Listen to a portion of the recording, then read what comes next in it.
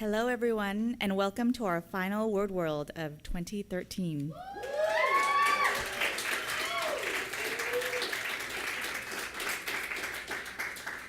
So this has been a year of changes. A new provost, a new chair, a new program manager, and if most of you know me, I don't like change at all, and I don't like people leaving me. And our graduating MFA candidates have handled these transitions, both smooth and rough, with such patience and humor. The program has been guided by some amazing souls, Joseph Leese as chair, and Teresa Walsh as program manager, and a roster of talented, devoted faculty who will remember your writing long after commencement. So our graduating seniors. While most of you have only spent 2 years with us, we hope you won't be going far, or if you do, that you will return often. One of the best things about our Word World readings is welcoming back our alumni, many of whom are here tonight to support you. Our CCA literary community is a better place with these 25 MFA candidates. Their graduation is a change that I welcome, and that we welcome with both pride and excitement, because we look forward to learning all about your future accomplishments and telling everyone how we remembered that night, not so long ago, their first Word World reading. So let us listen and celebrate our final group of readers this year. And now I will introduce Ariel Cohen, and this introduction is written by Aaron Ginger Shaw.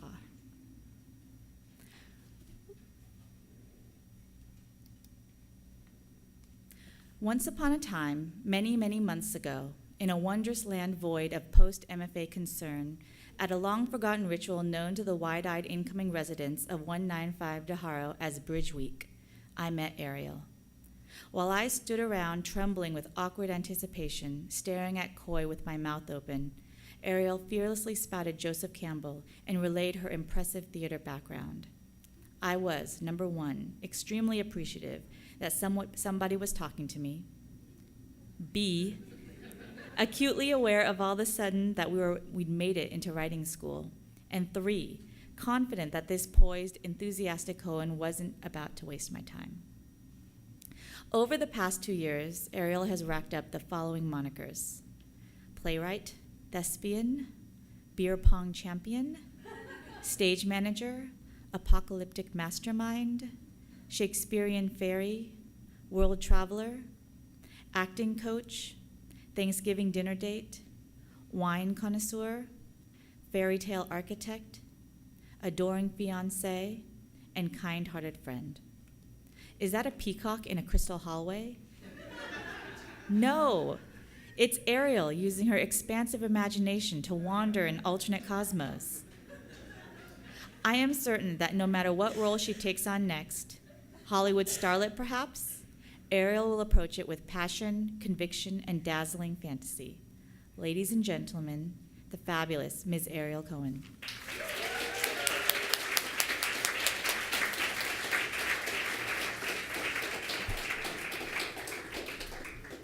Wow. Aaron, I love you. Before, as you can see, I have some actors to perform for you tonight, so before they take off, I'd just like to say a quick couple of thank yous. First to my thesis committee, Claire Chafee, who was my thesis chair, and also my first playwriting professor ever. All of the talks and life talks and meetings and the class I had with you last fall changed my life, so thank you. Cooley Windsor, your guidance this fall, I don't know if I would have been able to put anything together for a thesis if I hadn't had you to kind of keep me having fun, so thank you very much. Al Young for renewing my love of writing, Eric Olson and Amy Fan for renewing my love of fiction. My classmates, you guys are all amazing, and I am so fortunate to have had all of you in classes with me for your feedback and your jokes and all of the fun we had.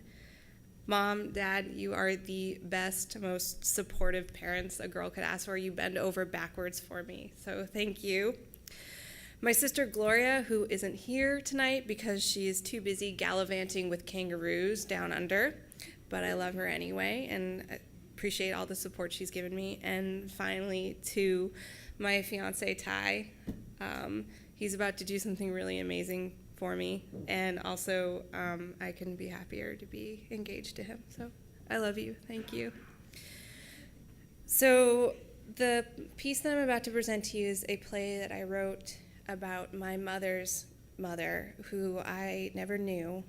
She passed away when I was about 2, but there are stories about her that are told as if they were legends. So I wrote a play about 2 of my favorites, and I will tell you that the setting is 1938, Roswell, New Mexico, and my actors are Kristen Adocio as Gloria, Ryan Buresh as Calvin, Vernon Keeve as the bartender and Homer Sr., the father, Jayo Macasquit as Blaine, Tyler Perry, I'm not kidding, Tyler Perry as Sam and the man in the bar, Aaron Gindershaw as Dean, and my friend Andy David as the beauty in the bar.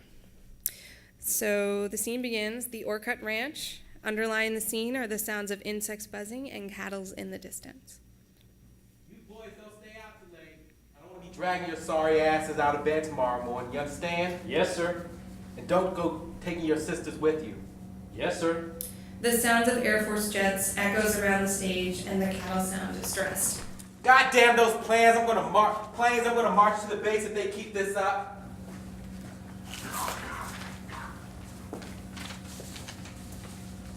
Gloria! I know you're up there. Hey! Get your brown hide down here.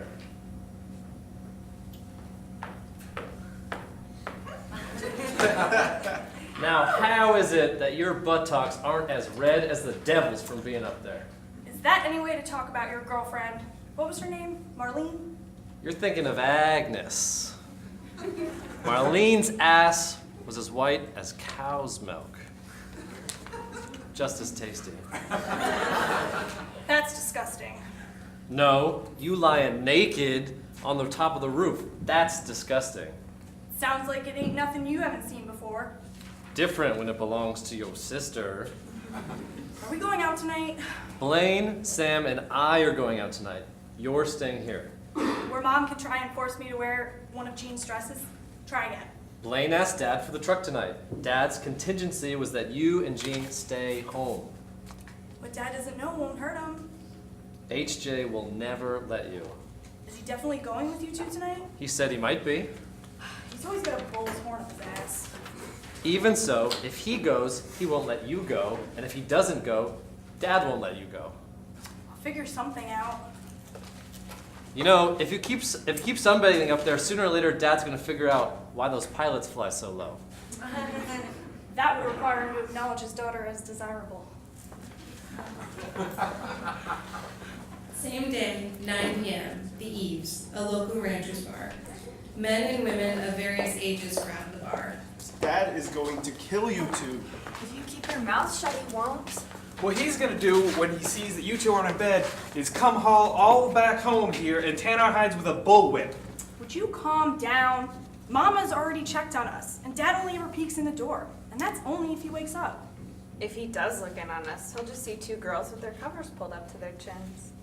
Bags of laundry do tend to look a lot like bodies when positioned correctly. All right, fine. I think we are owed a little compensation. What? Well, if Dad catches us, we're all dead. So, I think it's only fair that the 3 of us get a little compensation. You sousier. Hang on, I like where this is going.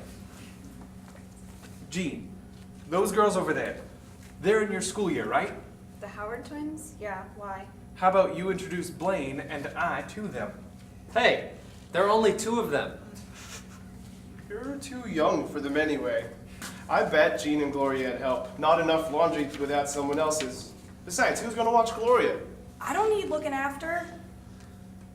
Calvin, you watch Gloria. Jean will introduce Sam and I to those ladies, and we'll forget that you two were stowed away in the bed of the truck.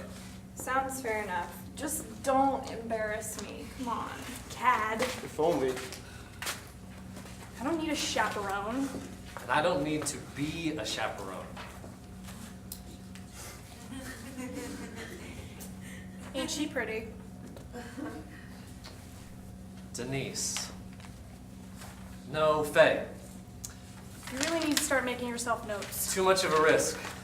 Yes, they might find them in one of your shirt pockets. Exactly. Go talk to her. No. Why the hell not? She's making goo-goo eyes at you. Just go, otherwise I think I might vomit. Blaine told me to keep an eye on you. You never listened to him before. He's my ride home. Look, I promise I will stay right here.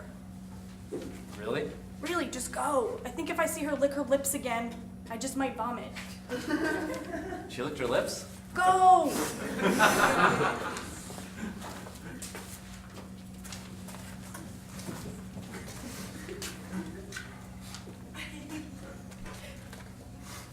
You're one of the Fullwhiter girls, aren't you? I am. I know Jean, so you must be Gloria. Nice detective skills. Buy you a drink? No harm in that. What would you like? Surprise me.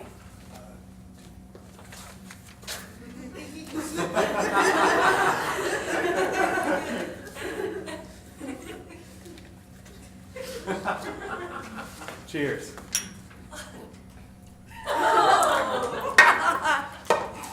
What the hell? What the hell is wrong with you? Nothing. You bitch! Is there a problem here? None of your business. I believe you were about to call my sister a rather unflattering name. Your sister? Your sister's crazy. Want to call her that again?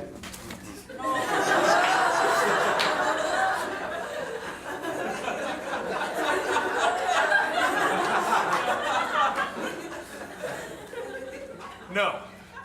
No, there's no need for that.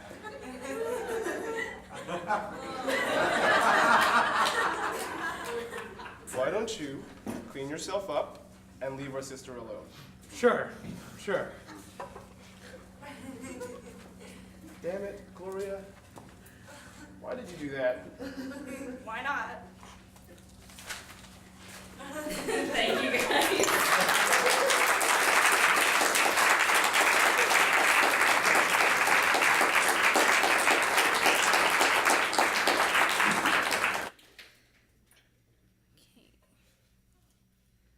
So it is now my honor to introduce a very talented writer, as introduced by Bill Hughes. Jordan Rice-Sarantis has an uncanny talent for hunting down rare books and records. It seems like every time I see him, he has 2 or 3 first edition printings that he found for $2 somewhere in the North Beach. I am almost ashamed to talk about such things with him. He reads so much more than I do that I have to start writing down a list of names in the middle of our conversations. Even more impressive, though, is his ability, like a poet in true form, to always know the best deals at any bar he walks into. Reading Jordan's writing is like following an uneasy seance past foggy roadhouses and dim lounges, rotten food in the street, the smells of memory, and voices repeating each other from inside a trance. He can create a lush, elaborate setting with 5 words. His use of syntax and space on the page makes his poems look and sound like pieces of music.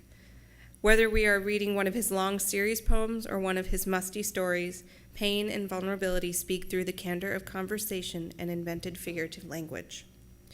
But so does an unusual kind of salvation, an acceptance of and appreciation for the wonders of physical and mental conditions. His ragged self in chains transforms through the course of one poem into a mysterious, ineffable landscape where God is blood, hair is dried wheat, mountains are flesh, smoke threatens, and a bluebird over a poppy field consumes the eye. From the depths of the stranded individual, Jordan summons language that gets up and walks by itself. It thinks, feels, and hums with conviction. It is an honor and a pleasure to introduce Jordan Rice-Sarantis.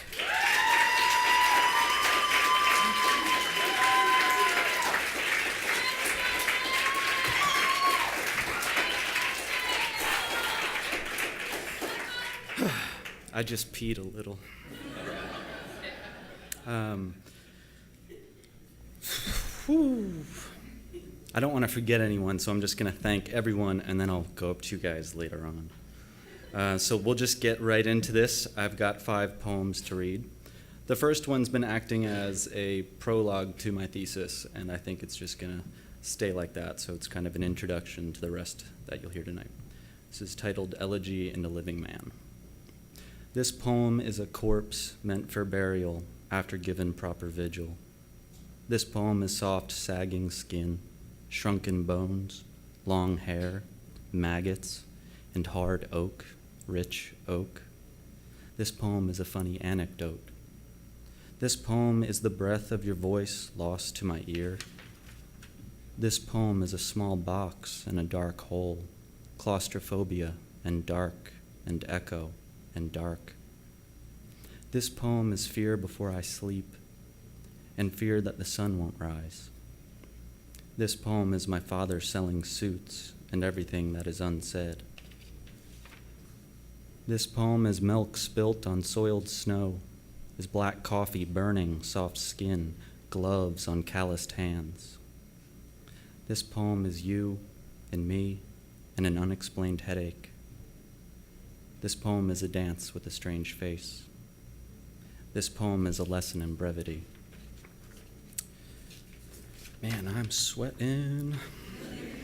This next piece was recently published by BlazeVox. Here's my plug. So it can be, thank you. It can be found online now in their spring issue. It's titled Introduction to the Dead. They are called doctors. They are called spin doctors. That bruised face a mother sees, I saw nothing, but felt everything. We played leapfrog in his car, me over his brother. Both on beds, comfortable king. The twin giving life for goodbyes, mothers cried to mourn and to introduce. Was he crying? I left the TV on and was lost too. Squeeze me tight. Black on white on black. I hate to dress up, no time for fuss. Squeeze me so I know everything. Squeeze me tight. I will always listen. Squeeze me tight. I'm afraid I don't understand God. Squeeze me tight to hear you. Lessons, first time for everything, 7, and squeeze me tight. I will always listen, mother to not your son. Black and blue, and black and white, and rouge, and blue through rouge. What are they hiding? Carry metal and wood, and step away, get out, I'll move, and squeeze tight. Black on green, green, the sky too bright, the sky too blue, and a single red. Too many tears for a page, enough to plant a body, no growth, no more, the sky's too bright, the sky too blue. He lost the memo, we cried for rain. And two together, and we see metal and carnage in beer cans, and 16 wheels and 4 wheels, and only sandals for a Messiah. Red deep, red with browns, so many dirts, and that red single in red. Wheels, rubber on the road and rubber on asphalt. Asphalt can handle no, asphalt can taste all rubber. Taste of cold food. Too cold, dirt and grass and wood, birch, and all of fresh turned dirt, still too cold. Introduction, and squeeze me tight. I will always listen to you. These final 3 pieces are from a longer set titled Mirrors of a Landscape. The first one's The Sea Sweeper.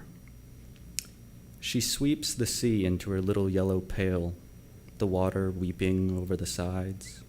She carries it to the bridge and tries to refill the bay, then repeats all day until her clothes are soaked through, and sits at the rocks naked, letting them dry cold in the evening air. Daughter. Mom says, be a good girl. Moon says, be what you want. I say, I want to swim. Town says, never swim in the floating pool. I tell Mom I never will. Dad says, be a good little girl. Sun says, wait for the moon. I dipped my toe in the floating pool, so sated in salt. Brothers say they'll tell Mom. I wait for the silence, and I Slip my body in the pool. The shark says with rows of teeth, step out. I tell him he's full of flesh. Moon says, go ahead. Mom will say, don't you dare. The water feels so nice. It burns. Water holds my breasts. Shark tickles my toes. I don't float. I swim. The last piece tonight, I need a little assistance. So it's with the greatest of honors and pleasures to invite the silky smooth caramel-voiced, tan trench coat wearing Bill Hughes to the stage.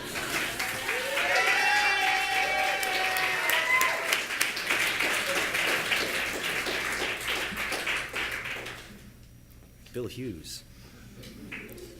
This poem is titled Brothers. I stood under the forest and watched the rain try to break the canopy. A drop would split the branches of the breathing ferns and splash the dry floor, turning dust into mud. Only I and one ant noticed. He, the ant, waited for the second. I climbed to the top and let the rain wash over my burden and kept my eyes open to the sky, and it burned to have tears from another's face linger on my own. It tasted too salty to be rain. I went to the coast. A cliff saw a pack of dolphins swimming. I threw a rock, heavy-stained, my hand, red with its sedimentary blood. I never saw it splash, so I threw a boulder and let my limbs ache from the weight. Then I threw one larger than the first. I saw 3 whales, no smaller than a bridge, and I took the top of the mountain down with every hiding insect and animal and threw it from my spot on the ridge, watched the birds part from the toss, splintered the sky, and sent the tidal wave whales to the next shore. But when I went home and stood in the arches of our house, I knew that I was loved most. I stood on top of the house and was so quiet, I heard how I loved everything most inside. I ran faster than what mammoth-furred animals, 8-legged and striped with quickness, could fathom, and leapt chasms in single bounds. Never do I tire. I, stronger than it all, and blasted through the walls and took hold of tusked beasts and fed a nation. I fell, awoke, hurt, alone, stung, sharp, broken, moon, hungry, horrible, bones, sky, found, heard, strength, your, under, scream, your, felt, arm. whole. Thank you.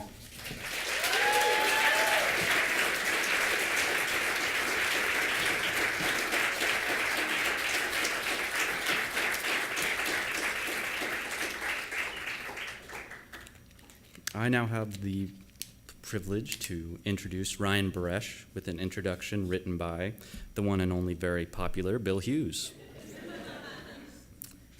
You know someone is a talented storyteller when he can talk his way out of getting mugged. Ryan Buresh's tact is unparalleled. I still remember how jealous I was when I first found out that he can play Salty Dog Blues on the guitar, that he read Cormac McCarthy's Blood Meridian in just a few days, and that he knew about the song Night of the Thumposaurus Peoples before I did. I have never seen such a smartly dressed man bouncing around a barroom table or imitating an epic three-point shot without looking obnoxious. But Ryan is the kind of guy who could make an insult sound like a compliment. So I never feel like a loser when I'm around him, despite his untouchable coolness.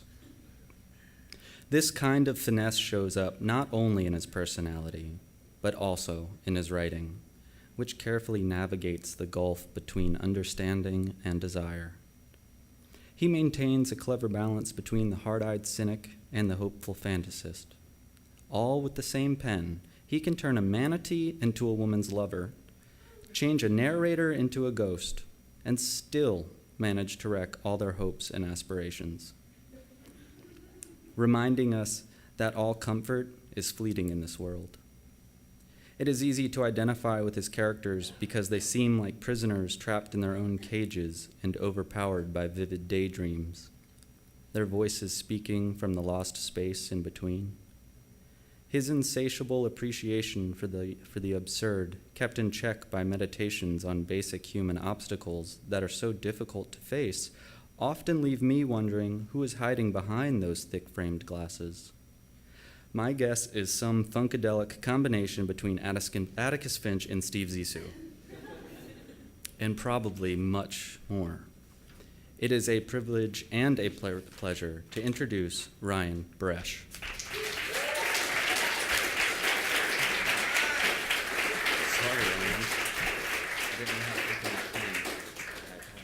My name's Jordan Rice-Sarantis. The keyboard drawer is locked, so I can't change it.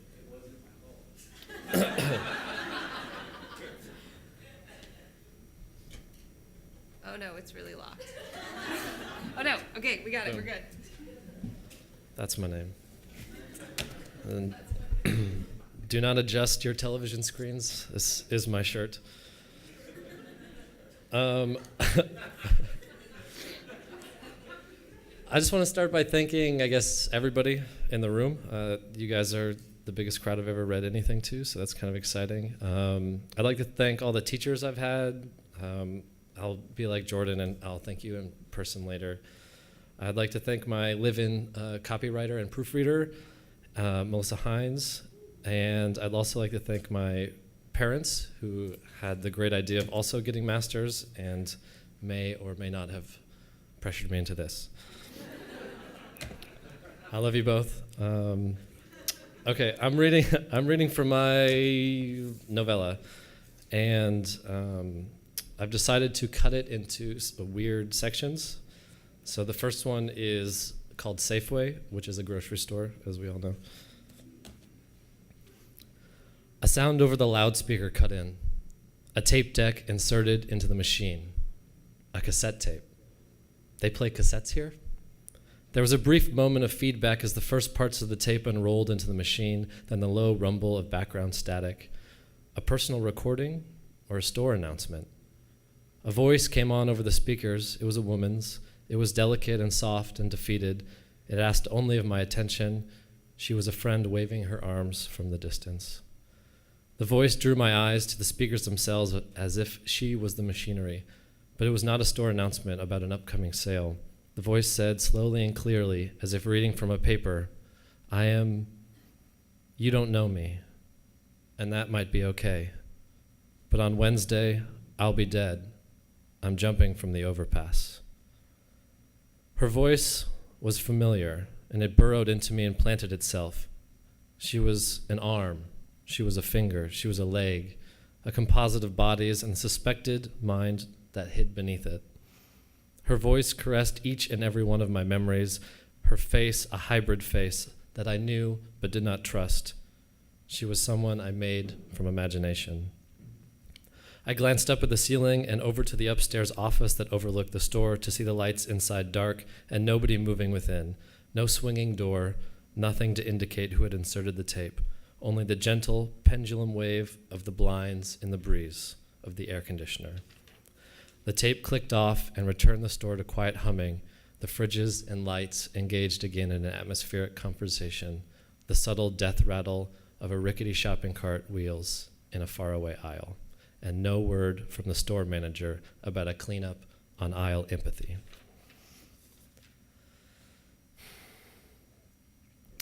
This one's about jellyfish. Are you starting to get a picture of what this is about? They're like heartbeats through the water. They would float up to the top of the tank just to forget why they wanted to be there.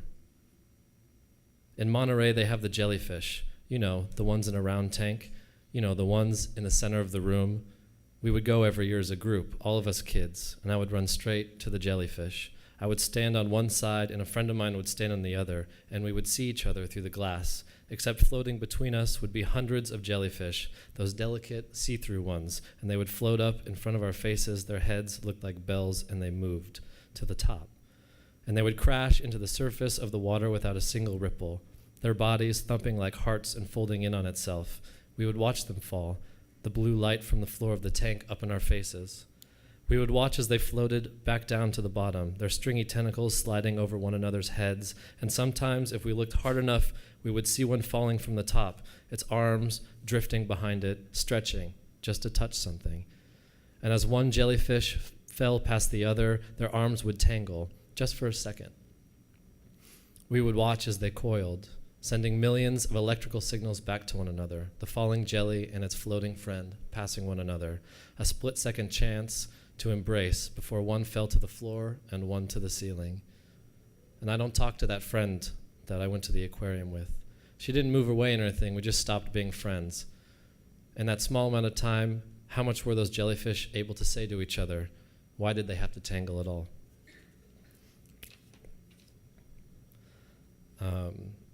This is from the overpass.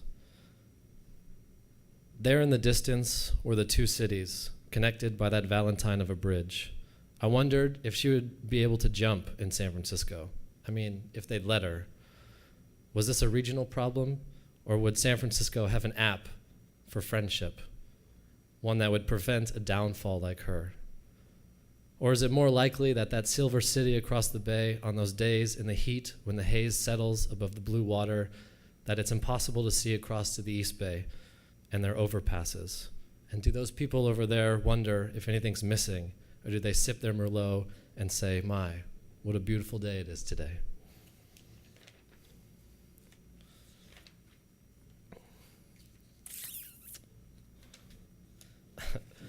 So I'm going to make it a tradition to read an Oakland riot part. Those of you who were here last year might know what I'm talking about. Faceless men and women charged from the back of our ranks, thrusting anyone and everyone forward at the police. It was hot in the Encinal. Regardless of our creed, we were implicated in the foaming rapids of a riot. From the void, vacant lot emerged cloaked figures brandishing neon umbrellas with bright piping that ran down the sides and gave the effect that there were jellyfish bobbing across the tops of our heads. The figures below these jelly umbrellas revealed bricks in their other hands and lofted them at store windows which shattered in tinkling glass. And that's when the tear gas dropped upon us. Hissing canisters torpedoing through the air landed and bounced from the jellyfish umbrellas, filling the air with a burning green haze. The bearded barbers shrieked and took off toward Temescal, pushing over any elderly Korean woman they could. Black mothers shouted at Ash as she javelined a discarded wooden stick at the police. Rubber bullets whizzed past as revolutionaries in bandanas recorded the authoritarian repression on their iPhones, which were mounted to their foreheads. Some revealing their mouths to smile and pose for pictures with looted televisions or rubber bullet bruises. The Tattoo Co-op of Oakland was tweeting madly to CNN for news coverage, and in the middle of this full-scale riot, teachers screaming, picklers crying and singing God Save the Queen, gangster rap blaring from a carded speaker. Hundreds of people were glued to their phones to watch videos of themselves rioting from Channel 7, Eye in the Sky. Some were tossing bricks and taking a picture of the damaged storefront and tagging their friends on Facebook. Ash grabbed me by my shirt and joined us with a group of anarchists bent on mutual violence with the police. She belted authoritatively, "Oh, sorrow, what you see now, these fields of desolation, these gloomy hills were once the famous fair Ithaca," and she launched a rock at the police. A young man next to me, surely from Akron or Kansas City, took a beanbag to the face and went down, only to get up and overturn an Oakland Tribune newspaper dispenser on the street. Groups of angsty teenagers with chains and shovels marched to the police in their varsity jackets with their names stitched on the back, and this was the revolution. And this was Tuesday night. And this was the march against street violence. And everyone was doubled over on the sidewalk, assessing their wounds and drinking Gatorade and wondering if vegan chili was for dinner.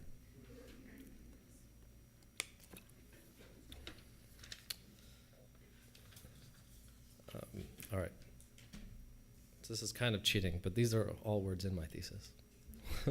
But I've put them all on one page. It's called Some Questions I Have for You. How many masks can you keep in your luggage?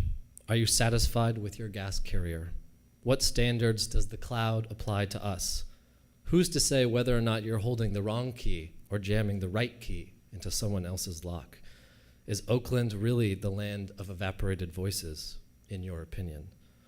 Do we care so much because it's our house that they're vandalizing? Why spoil an empty cart? Who are the speakers playing music for? Are sounds the first thing memory leaves behind? Whose eyes do you see in the bushes? How quick does the channel changer find your hand when they're broadcasting from Syria? At what point do you think real life transforms into fiction? Do you ever feel the pressure of someone's body on top of yours? Do we not all know her? What really is the difference between rescue and hunting? Of what quality are your dreams? What makes you think you need saving, and from what? Have you ever invented a memory? Could location be at fault? Do you still believe in people's goodwill? What is the role of chance in all this? Is the every woman you're looking for actually every woman? Does the fighter ask himself, well, gee whiz, do I need to save her or do I want to save her? What would be a fair number that communicates the entire worth of a human person? Is empathy, in your opinion, nothing but a seasonal affliction? If we saved each other, will the fishes save themselves and clean the beaches? How many cougars on average do you think live in Oakland? How many panthers? Have you recently checked for holes in your walls? Do we matter at all to the geography? Thank you.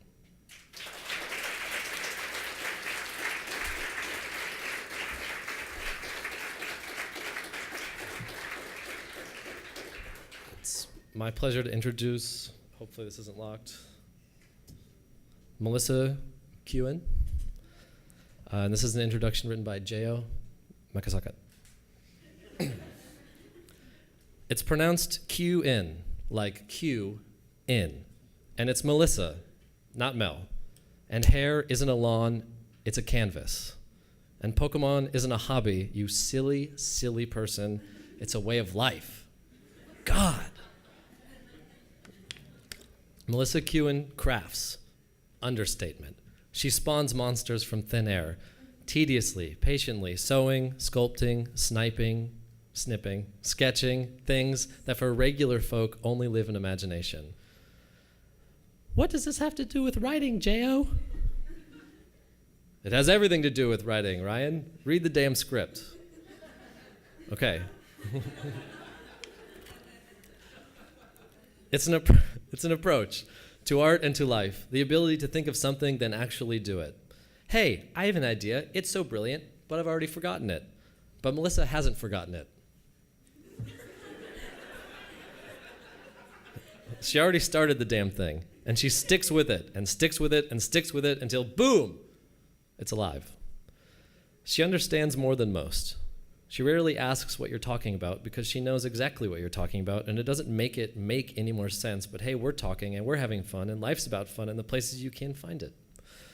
In the harrowing lyrics of Elliott Smith, in a poem of shattering sexual confession, or at a dog park with pugs, or on Treasure Island with Mythbusters, or in Webster Hall with the hum of a sewing machine jittering away in the night. The life of an introvert is often misunderstood. We confuse silence with shyness, and that's racist. Melissa isn't shy. Her writing is nothing short of brave. The right word is contemplative. Her mind is abuzz, so deal with it. Melissa, I have a question. Have you checked your privilege lately? I have, and I'm privileged to have met one of the most fiercely resolute...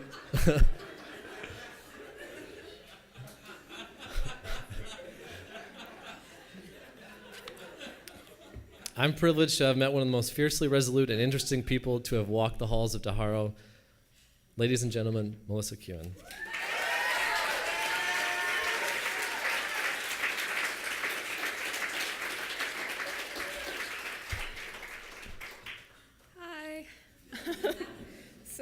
First things first. That's some of the art that I've done while I've been here, and I just felt like being ridiculous, so.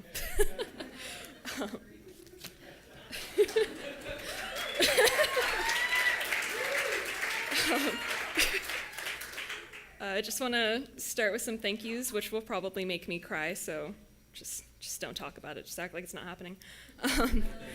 First off, I have to say thank you to Carolyn Goodwin for being my mentor for the past year and a half. I could not have done any of this without you, and I'm so grateful that you have been there for me. Kevin Killian isn't here tonight, but he was also on my thesis committee, and he is also a very wonderful human being. And I know I'm going to mess up and forget people, but I also wanted to thank Donna and Matt Sility, because they were just a couple of teachers who just really were fantastic here. And I have to say thank you to my dad and my stepmom, Dana. Oh God, I'm going to cry. I couldn't have done any of this without you for so many reasons, and I'm very grateful that you guys helped me get here. And thank you to Joshua for always being there too. So there were no actual tears, it's good. I'm gonna read you some poems from one of the sections of my thesis called I'll Send Fish. Blue. So long since saltwater air came into my lungs and waves filled me up, it's a secret kind of problem. So long since blue filled my eyes, but I let it billow before me, shift, rage, and tossle above. No combs can contain it, no bottles can settle it. Shell. Shell on a shore, only thing, only place I want to be. Shell on a shore, waves move over me. Cold air doesn't matter because my skin is hard. I am not really alive. Shell on a shore, always warmed by the sun when it comes anyway. Shell on a shore you pick up, put to your ear, and I transmit the sound you should already be able to hear. I'm your conduit. Shell on a shore means I am always home, always where I belong, by water, by salt, by sky. Shell on a shore means it doesn't take much, take long to be swallowed by the sea. Only place, only thing I want to be. Selkie. No force, I leapt freely, shed my skin for you. They want to see the balancing act. I show you real face under whiskers, hands under flippers, pale skin under gray rubber. But that shell, not just armor, a bloody skinning. Love the heart, but love the ribcage too. Breath. I sang your words back into your mouth, your breath fogging up my glasses, cycling air and voices, noses and cheeks just shy of touch, our words about the sea and knowing better.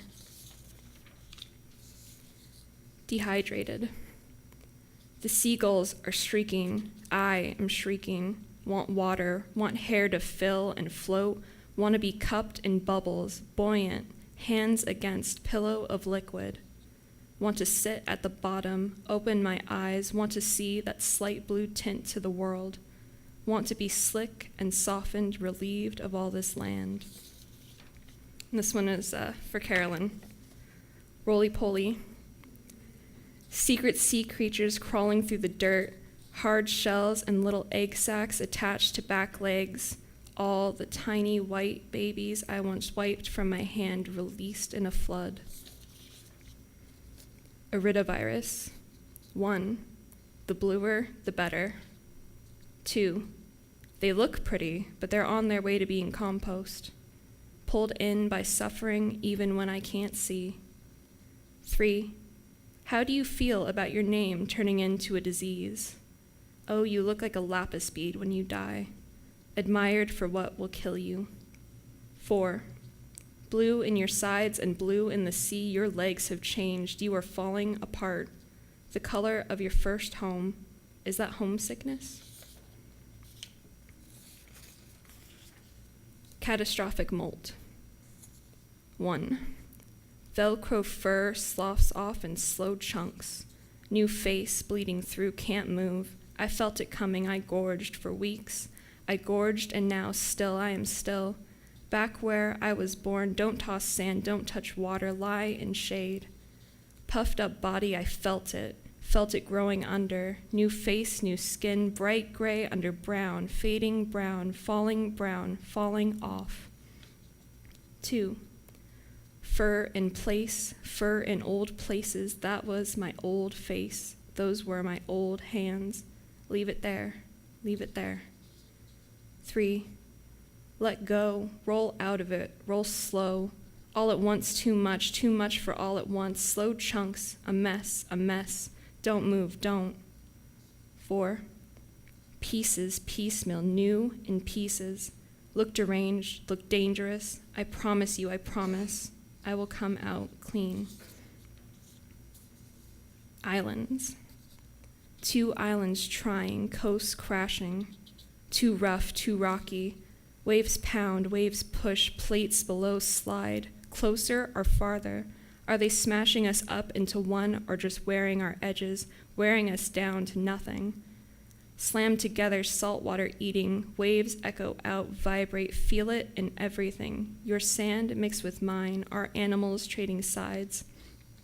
Even if it pulls us apart, you'll be all across these shores. Treasure every scrape filled with you, filled with what you gave, what you left, willingly or not. Even if it pulls us apart, I'll send fish from my coast to tell yours, every secret. Ships will travel and bring you news of every other attempt.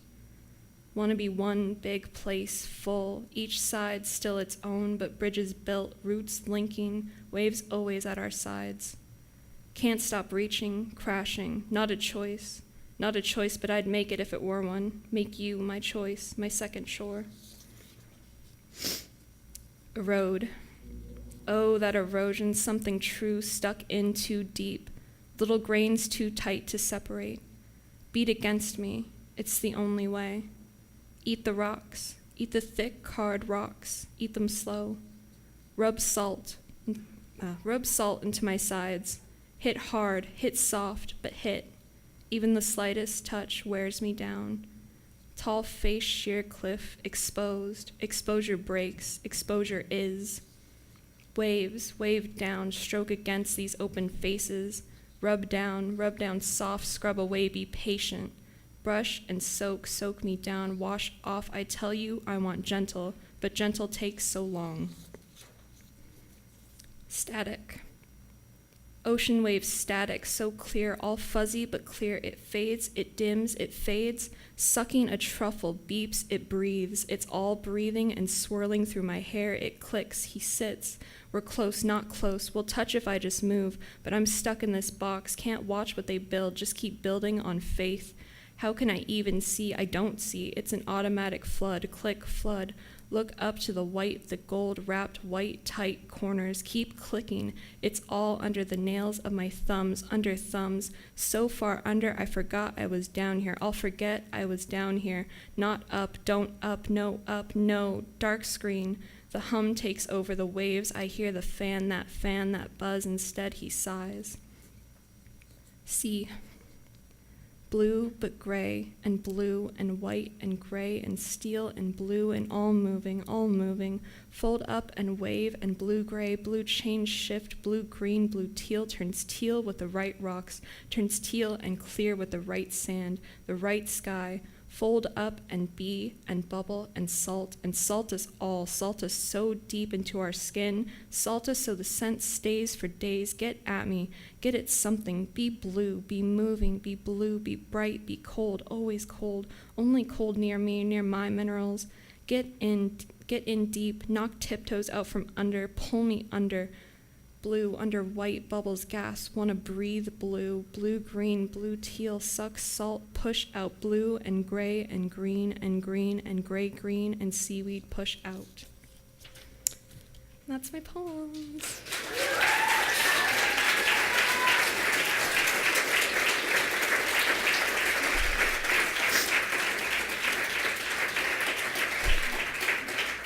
All right, so, oh no, I locked the thing again.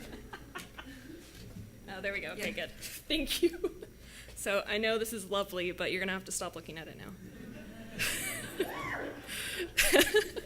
So I have the wonderfully awkward pleasure of reading an intro written by Kristen for Jayo, Miko, Macasquit. Everybody needs a friend like Jayo. He cooks, he cleans, he drinks, he smokes. He'll research that drug you were thinking of taking and advise you of all the side effects and give you aftercare instructions. He'll print out the schedule for that music festival you guys are going to and make you coffee while you roll your day's worth of joints at the table, and he'll even sing to you while you do it. He'll lay on your cheap IKEA couch and drunkenly tell you how it is in that endearing but penetrating tone that says, "I'm your friend, so I know what's up," and you'll listen because he's one smart and handsome motherfucker. He does all this because he cares, because he genuinely gives a shit about you, about me, about everybody. And when he's not on a 14-hour writing binge or hanging out with the homies, he's organizing social events, operating Occupy, or stealing your office supplies. And he's doing it all with that megawatt grin and an arsenal of wit on the back of his tongue. And that's just what makes him a great person. What makes him a great writer is the way he can twist your funny bone and tug at your heart and tickle your taint all in the same 15 pages. Thanks, Kristen. He has the ability to weave heart and hilarity into everything he writes and invites you to walk with him in his very sexy shoes. If we're all lucky enough, we can rip a page from his book and drag the awkward and awful nature of life straight into the light, burn it with a magnifying glass, and chuckle together on our way to the bar. We can stop looking at the world in black and white and see it in Technicolor. Ladies and gentlemen, it is my erotic pleasure to introduce you to the delicious Mr. Jayo Miko.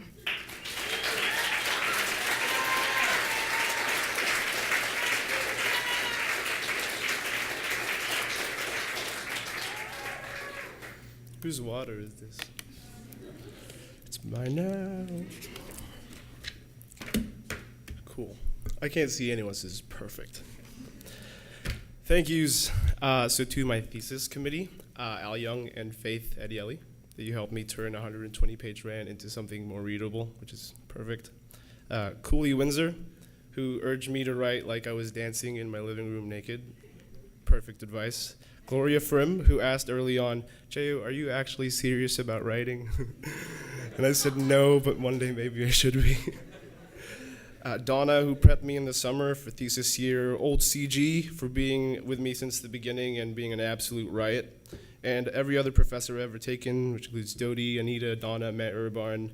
The point is, I'm writing, and it's a pretty cool thing to be doing. I have the special thanks to my classmates who really made this experience for me and influenced my writing in a huge way. And to an anonymous classmate who basically said, Jayo, don't fucking leave the program, you've already made it this far. And another one who said, Jayo, you need to fucking come out. And he meant like in writing, but I actually did it like in real life, which is cool. And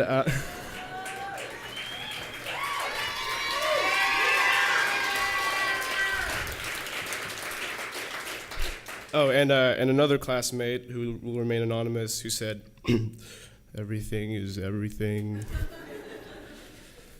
Get it? Okay, two pieces. One's from Thesis, and one isn't from Thesis. For all you who don't know, my thesis is about my grandmother who got murdered in the Philippines in 1997. So this is the end of it.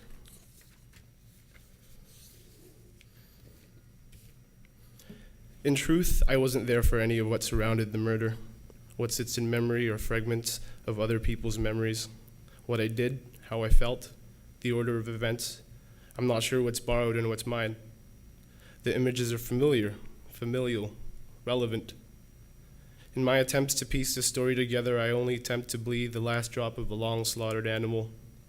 My delving is intrusive, my sentiments forced. At the end is my peace, where my perpetual discomfort can be laid to rest.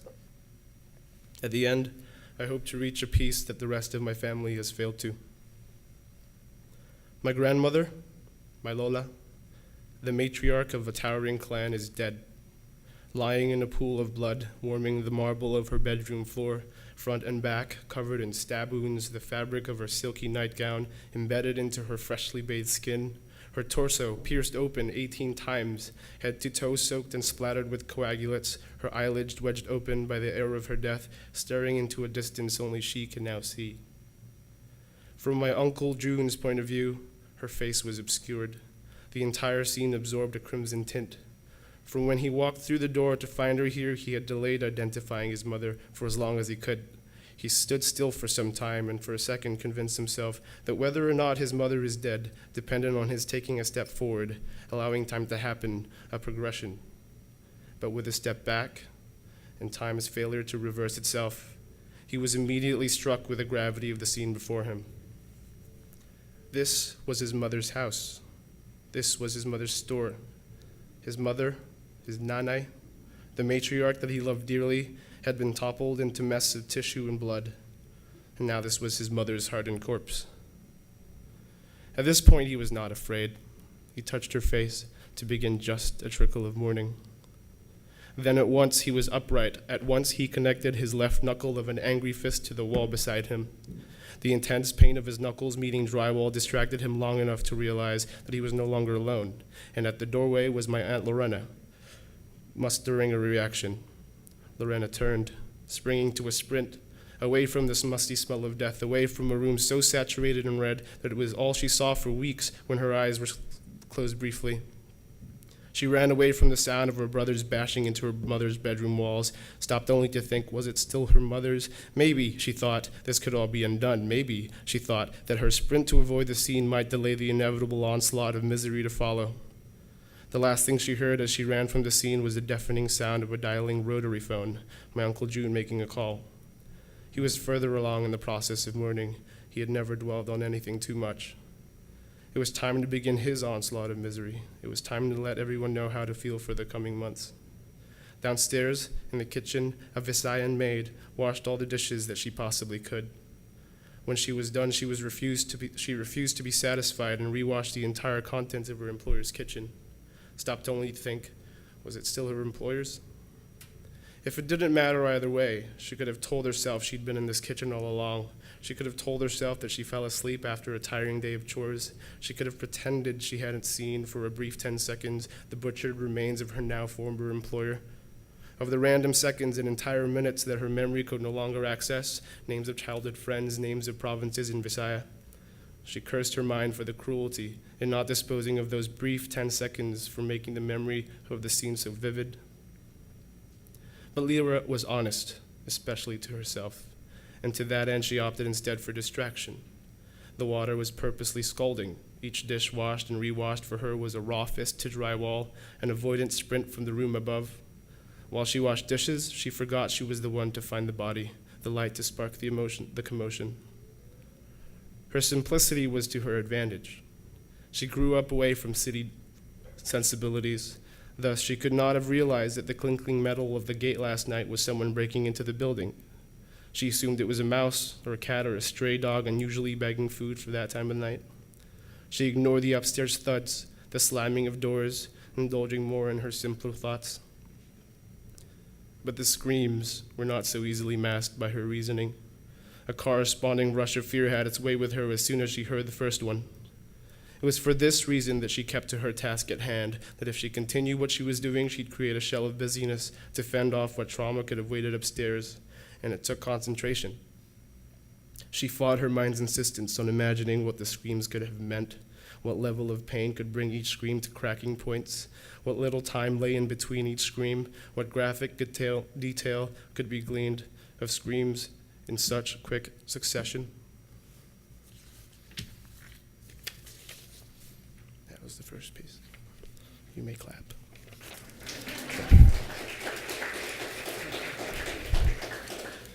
And this is a random piece called Harlequin. My sister's in the audience. Is just so awkward.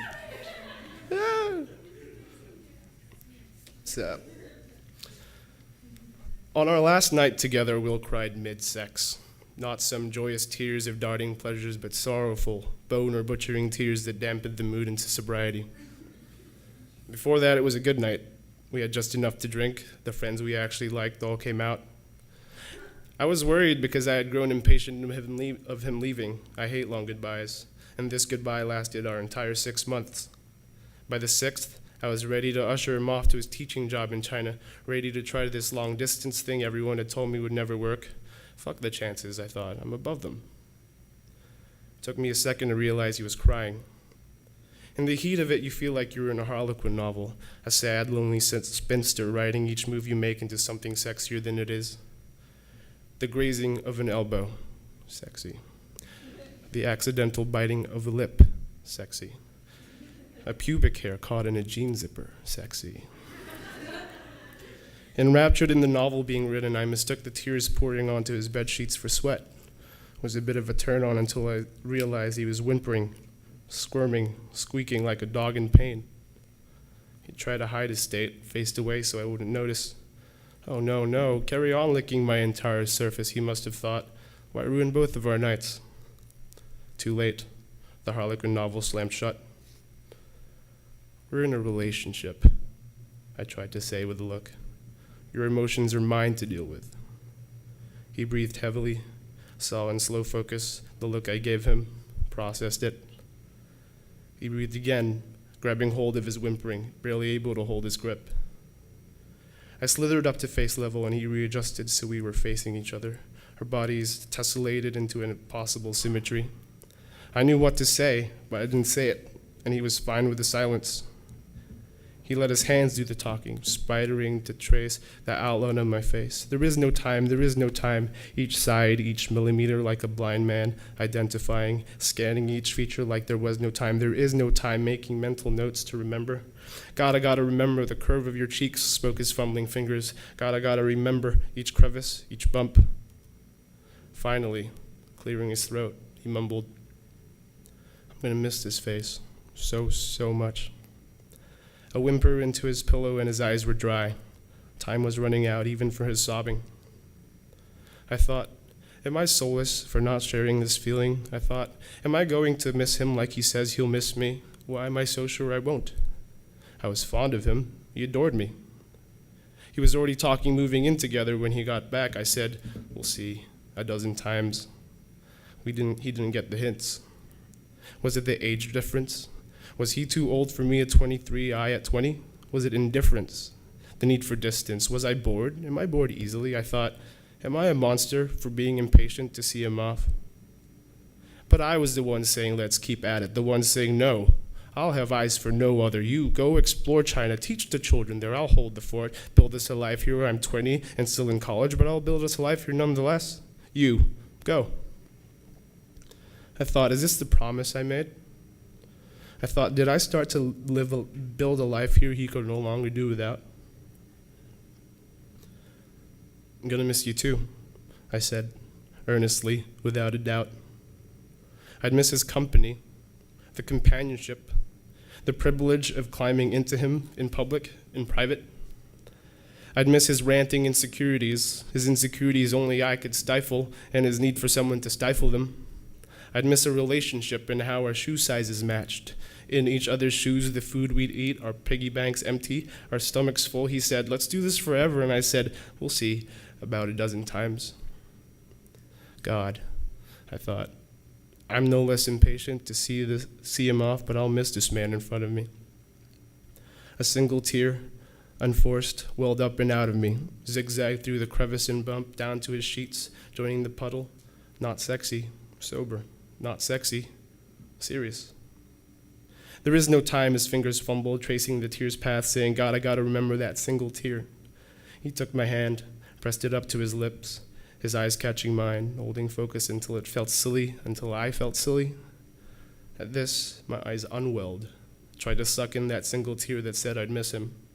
But too late. The Harlequin novel flung open to the last cathartic page.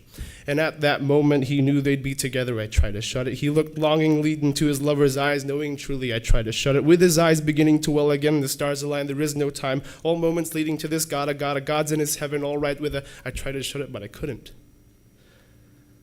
Marry me one day, he said, the echoes of his tears dripping on his stained sheets. We'll see, I said, for the baker's dozen.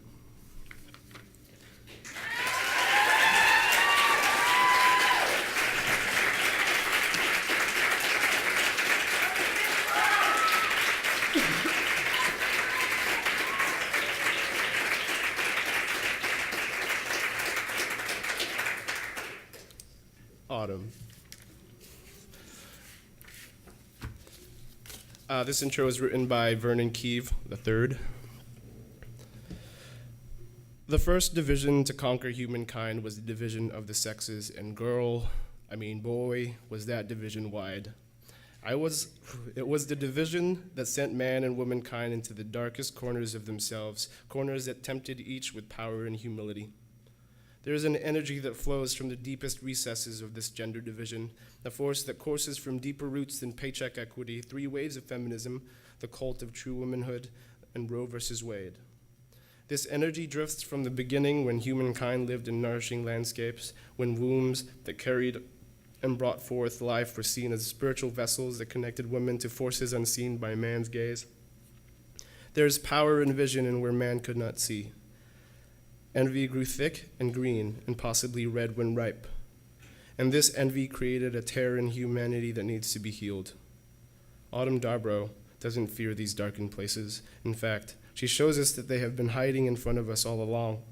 Her stories will have you questioning the morality of Medusa, wanting to know the origin of bruises on strangers, and have you looking back on moments when childhood toys lost their radiance.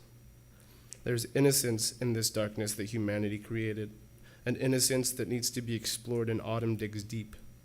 She explores realms of sexuality and monstrosity, and her specialty is the point at which these 2 voices meet. And that's just a description of her writing. When Autumn isn't working on her own art, she is helping troubled youths in detention centers find their own light. She is truly a profound and dedicated artist, and I hope her brilliance allows her to find success as Autumn Darbrow, not A. Darbrow, not Dar A. Bro Jr., but Autumn Darbrow, because she is named after the season of harvest, and she is the lady that told Persephone to remember who she was and that she did not have to descend into hell if she didn't want to. Join me in welcoming and reaping the works of Autumn Darbrow.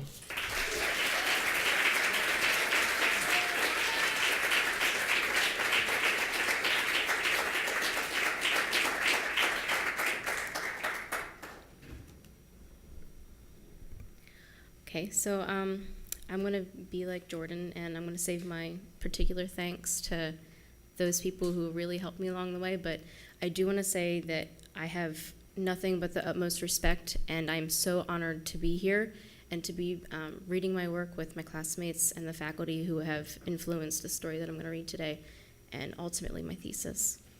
The story I'm reading today is a short story from my collection. It's called Serial Bird, and while there's no sexuality in this one, there will be blood, so, okay. Why don't you ever wear color, Laura? My little sister asked sarcastically, her blonde curls wrapping around her ears and short pigtails. She stands on the carpet of the living room and watches as I work my way around the breakfast bar to the kitchen cabinets. Why don't you ever shut up? I respond, pulling a blue ceramic bowl from the cupboard. Mint tea is already seeping in my pessimistic mug. 4 months ago, my mom thought it'd be a great gift to give me, even without a special occasion for a gift. She said that when she saw it, she had to get it for me because it fit me so well. The mug says something like, I'm going to start being optimistic, but I know it won't work. I don't think I'm pessimistic. I prefer realistic, but I like the mug because there's an odd-looking cat on the side, smiling awkwardly. God, why do you have to be such a bitch in the morning? It's just a question. Even though Jessica is only 9, my parents allow her to swear. I would have been grounded for a week if I used that word at her age. A lot of rules get bent or broken for Jessica, and my mom wonders why I freak out at times. It's unfair how she always babies her, the little brat. Yeah, only a question. Just like my makeup was only vacationing in your room, right? Touch my stuff again and I'll paint all your toys black. You wouldn't. Try me, I smile just to show how serious I am. I normally have a no-smile policy before 10 a.m., but for this threat, I make an exception. You're so stupid, she says, exasperated, and she stomps away. I pour myself a bowl of marshmallow meaties. I half expect Tumbler, our stupid, extremely clumsy, and very excitable mastiff, to come running in and beg for food, since that's one of the very few things he's good at, but he doesn't appear. I move from the kitchen counter to the small circular kitchen table. Once, I asked my mom why we didn't get a bigger table, one that sat 3 to 4 people instead of 2, but she didn't answer. She just shrugged her shoulders and went to feed Jessica. I set the bowl in the middle so that I can use my sketchbook, charcoal stick, and the new industrial-strength glue my mom reluctantly bought me for a new sculpture I'm working on. I sit down, open my sketchbook to continue working on a 2-week detailed portrait of a monster family I'm planning on submitting for a contest, and begin eating my favorite cereal, pausing only to pick the black nail polish off my nails for inspiration. I am just getting into my art a few bites later when suddenly my arm and lap are covered in milk, marshmallows, and shapes of high fructose corn syrup. I look down to see my monster mom's face distorted. The entire bottom right side of the page is already beginning to curl. Jessica comes into the kitchen and starts laughing while her parakeet is still bathing and hopping up and down in my cereal bowl. Drops of milk cling to my eyelashes as the bird shakes itself off and eats a green clover marshmallow. I swear to God, if you don't get your freak bird away from me right now, you will regret it, I hiss through my teeth. I sit there still as a stone and glare at her as beads of milk drip off my face and soak through my jeans to my skin, giving me goosebumps. Wet pants, ruined makeup, goosebumps, and my ruined picture are a little too much to handle this early in the morning, and I have a very hard time not lunging from my chair at her. She did nothing, of course. She never took me seriously because Mom was always standing up for her, so Jessica just stood there laughing. The bird is always ruining something of mine. Yesterday, it chewed half the wood off my eyeliner. Last week, it flew into my room and pooped on my pillow. I didn't notice until the next morning when Jessica pointed out there was bird poop in my hair. A few days before that, it shredded my research paper. The teacher didn't believe me, of course, and I had to hear my mom's disappointment speech again. Nothing is ever done about the bird, though. Who can be mad at a one-legged bird, they ask me. That's how Mom and Jessica see it, and there's no one else but the dog to side with me. Poor little bird with its one leg, its hard life, they say. Yeah, right. You won't do anything, Jessica says, standing there with her hand on her hip, head cocked to one side. Besides, he needs to exercise his leg and wings. It's not his fault your cereal bowl is placed in the spot where he always lands, and you know this. Are you freaking kidding me? I yell. The bird hops to catch another floating marshmallow, spilling more milk on my picture. I try to scare it out of my bowl, but end up spilling more milk down the front of my shirt instead. Now I'm pissed. I grunt as I push the chair away from the table and begin chasing Jessica around the kitchen. The bird starts freaking out, squawking and flying chaotically all over the place, occasionally bumping into cabinets or cookware. Laura, what are you doing? My mom yells. I freeze, and Jessica breaks out the waterworks, her ticket out of anything. What the hell is going on in this kitchen? I can hear everything upstairs, even at the back of the house, she says as she puts in a small diamond earring. Mom, Laura tried to hurt my bird, Jessica cries as the one-legged instigator flutters to her shoulder.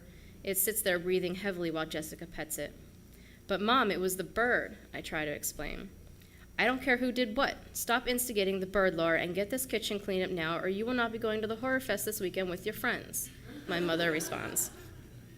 She leaves the kitchen to continue getting ready for work. Mom, that's not fair. It wasn't my fault, I yell after her. Life isn't fair, Laura. Now hurry up or you'll be late for school, she calls back over her shoulder from the living room. Your bird is done for, I yell angrily at Jessica and run upstairs to wipe my face clean and change, determined to exact revenge regardless of what the consequences might be. At school, I spend my geography and math classes planning. I like to keep my word, and in all fairness, I did warn Jessica. The next day, I walk to the cabinet, pull out a bowl, and pour the cereal and milk in it. I carry the bowl to the dining table, grab my glue, and start squeezing the gel into the bowl. Once done, I replace the cap, sit back, smile, and wait. The bird doesn't come in right away like I expect it to, and I start to worry that the glue will harden before the bird arrives. Then I get an idea. I lift the spoon with some effort from the bowl and hit it lightly on the ceramic edge a few times. That does the trick, and the bird comes fluttering in, knowing it is about to commandeer the sweet pieces while I watch. A smile spreads across my face when it lands in the exact same spot as the day before. It attempts to take a marshmallow and then a step, but it doesn't succeed. I point my finger at it like a child, get out of my chair, and do a little dance. Got you now, you stupid little bird. Bird isn't as happy as me, though, and it starts to scream and flail about. I hadn't thought about what I'd do after I stuck the bird to the bowl, and I start to feel really bad for what I'd done to it. I don't know what to do except run my hands through my black hair several times, hoping that'll help me think better. Just when I gather enough courage to spoon out the flapping bird, Tumbler comes barreling into the kitchen. Roused by all of the commotion, his hindquarters spin around the breakfast bar and slam a kitchen chair into the window beside it. I know what's on the dog's mind, knew the moment he entered the kitchen, tongue hanging out and tail wagging. I dive to grab him and manage to snag his collar, but in his rush to get the screaming bird, it slips off. Tumbler leaps through the air, lands on the table, and snatches the bird's head in his mouth. The bowl, bird, and dog all come crashing to the floor right in front of me. I hear Jessica running to the kitchen and watch her stop short of the living room, right at the entrance to the kitchen. She stares at Tumbler. He has one paw on the bird's body while he gnaws on the bird's head, blood dripping down from his mouth and splashing onto the floor. The bowl had shattered in the commotion, and pieces of ceramic were strewn all across the place. "Laura, what the hell happened?" my mother yells as she runs into the kitchen. "Oh my God, Tumbler, no! Bad dog, bad!" My mom tries to get the bird from his mouth, but he growls and scoots away, dragging the limp bird with him. I don't say a word. I just stare at the blood streaks on the tile. They remind me of paintbrush strokes on a painting I'd done last week. Tumbler's neon green collar hangs from my hand as I watch my mom wrestle the remainder of the bowl away from him. After their tug of war, Tumbler runs into another room with the body of the bird, trailing droplets across the carpet. I watch my mom stand with the bowl in her hand, her knees caked in blood. She notices the bird's severed legs still glued to the ceramic as she walks to the garbage can to throw it out. She takes a deep breath and turns to me.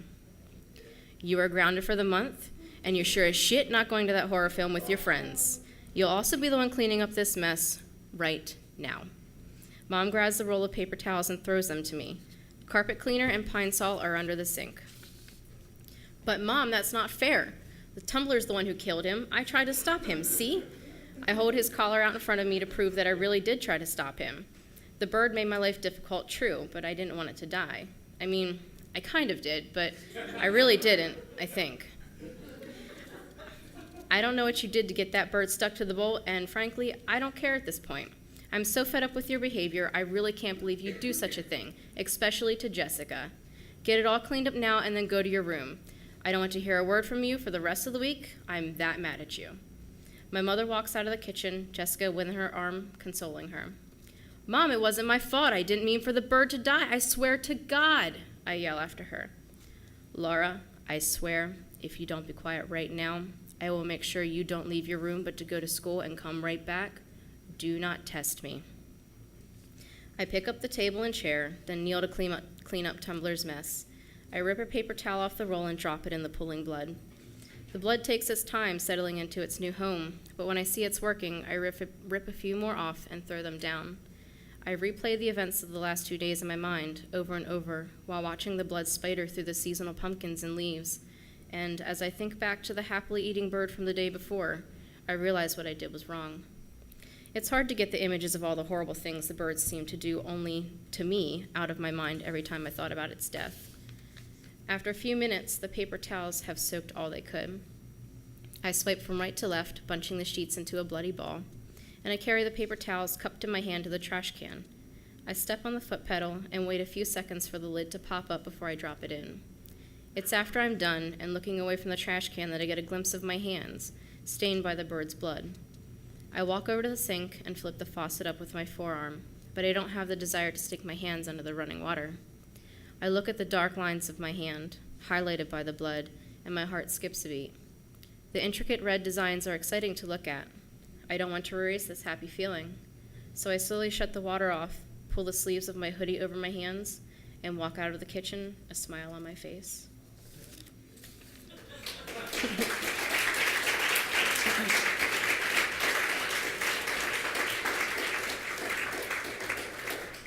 Thank you very much. Okay. So, and last but not least, we have Vernon Keeve. The introduction was written by Liz Mayorga. After meeting Vernon Keeve III, I had to ask myself, what's the difference between a preacher and a storyteller? Vernon draws inspiration from parables, but transforms them into stories you have never heard before. His words create a gateway between the two worlds, one physical, one spiritual. They lure you with lush scenery, turning the Appalachian Mountains, the deep southern marsh, and the Ivory Coast into a version of Eden. But soon you realize that Vernon simply captures the daily beauty you fail to see on your own. What is the difference between a preacher and a storyteller? It's hard to say. Both engage their audiences with words. Their stories reveal poetry, the type of poetry that makes you look twice at the world you live in. A preacher adds a moral perspective. A storyteller encourages you to expand that perspective. And Vernon Keeve uses old and new wisdom into his prose. He rewrites historical allegories, using children and monsters to provide a new lens. The children in Vernon's fiction must survive the nightmares of a violent world. These children project our deepest fears and curiosities. They have the power to see magic, which is why they are never as vulnerable as adults. The monsters in Vernon's stories might be ghosts and demons, but more often you'll recognize the greed and corruption that reveals the monster within yourself. And how do you find redemption after that sobering image? Vernon's characters also manifest emotions, loneliness, alienation. He tells stories of carnival men, everyday misfits who belong nowhere but within the community they build for themselves. And you will sympathize as you relive that terrible feeling of being misunderstood. The challenge in all of Vernon's stories is to recognize the truth that transcends all logic and to build the courage to face your fears. Vernon's mind is an endless pool of legends and origin stories that redefine the difference between good and evil. Vernon is meant to preach and tell stories because even in his bleakest settings, he points at the simplest pleasures, bright colors, cotton candy, to remind us of joy in a single breath. He weaves his spirituality and experiences as a Southern black man into his work, seamlessly, creating one of the most graceful voices I have ever known. In his pursuit of happiness, Vernon strives to see the good in everyone. I admire Vernon's vision, his lyricism, his endless thirst for knowledge, and his ambition to create stories that bring out the best in you. I also admire his ability to diffuse tension with a laugh. If he ever misses workshop, that is a sad day. There is no being, good or evil, in any world, dimension, or realm that would not want to be around this man.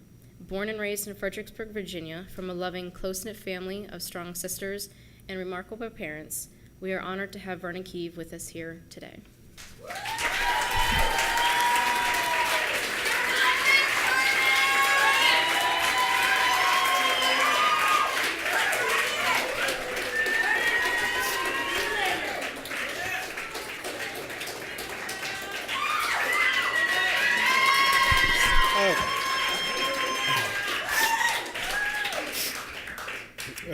I didn't write anything down. But it was over there at orientation where I first made that step. Like someone asked me like, where were you from? And all I can say, if y'all knew how quiet I was and how much I didn't do this back at home, y'all would know. Like, y'all introduced me to who I am right now.